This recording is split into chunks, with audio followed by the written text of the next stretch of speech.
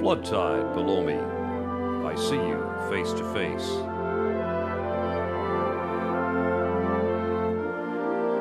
Clouds of the west, sun there, half an hour high, I see you also face to face.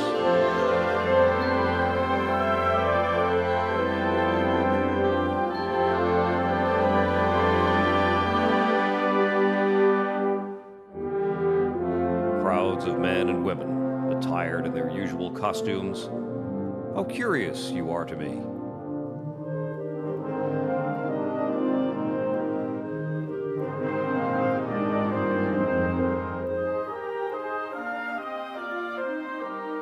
On the ferry boats, the hundreds and hundreds that cross, returning home, are more curious to me than you suppose. And you that shall cross from shore to shore years hence are more to me, and more in my meditations than you might suppose.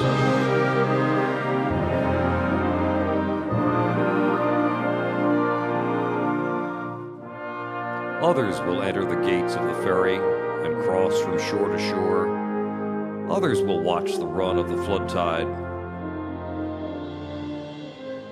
Others will see the shipping of Manhattan, north and west, and the heights of Brooklyn to the south and east.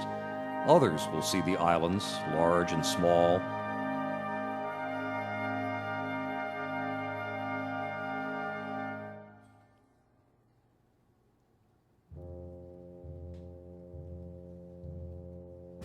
"50 years hence, others will see them as they cross, the sun half an hour high.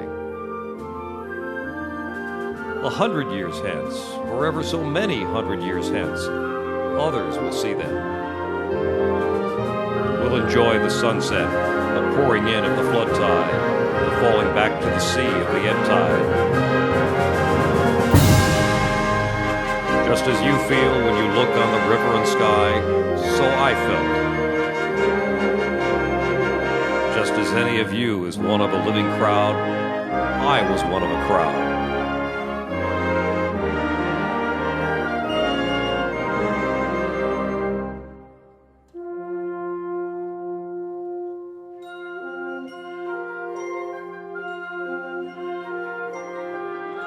Just as you are refreshed by the gladness of the river and the bright flow, I was refreshed. Just as you stand and lean on the rail, yet hurry with the swift current, I stood, yet was hurried.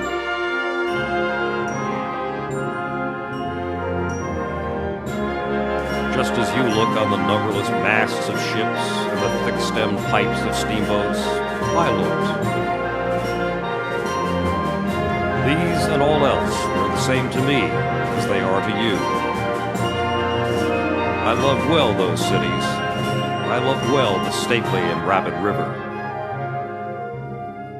The men and women I saw were all near to me. Others the same. Others who look back on me because I looked forward to them.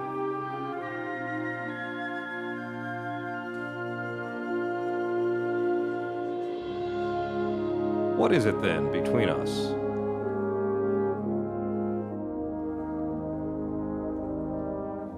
What is the count of the scores or hundreds of years between us? Whatever it is, it avails not. Distance avails not, and place avails not.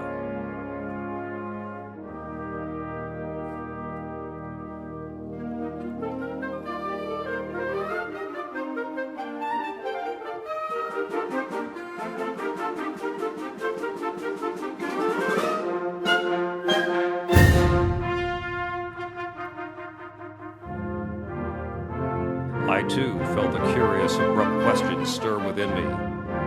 In the day among crowds of people, sometimes they came upon me.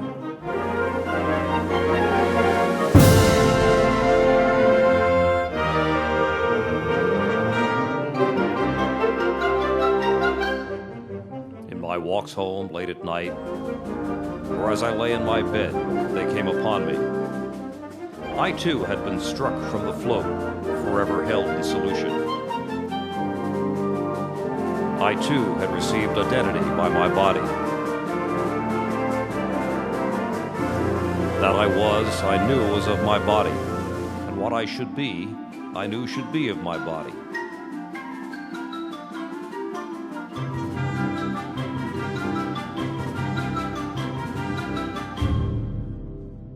Closer yet, I approach you. What thought you have of me now, I had as much of you. I considered long and seriously of you before you were born.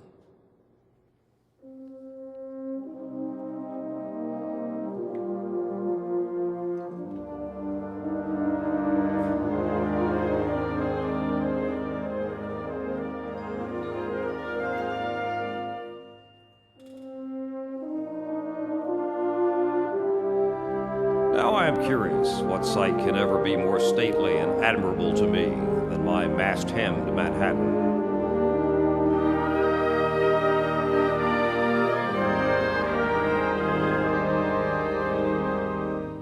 My river and sunset, and my scallop-edged waves of flood tide.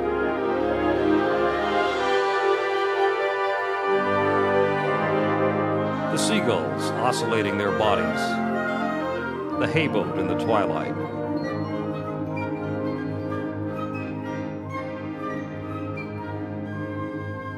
Curious what is more subtle than this, which fuses me into you now and pours meaning into you.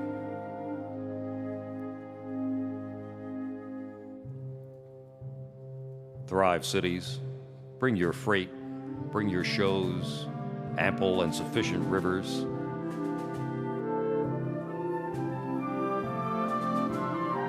Expand, being that which none else is perhaps more spiritual.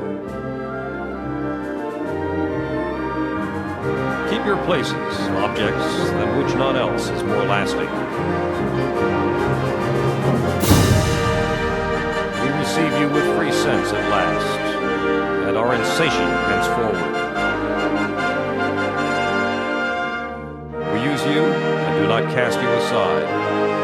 We plant you permanently within us.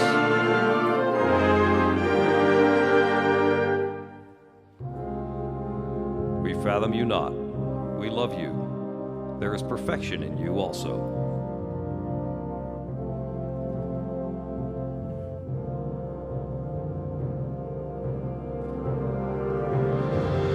You furnish your parts toward eternity.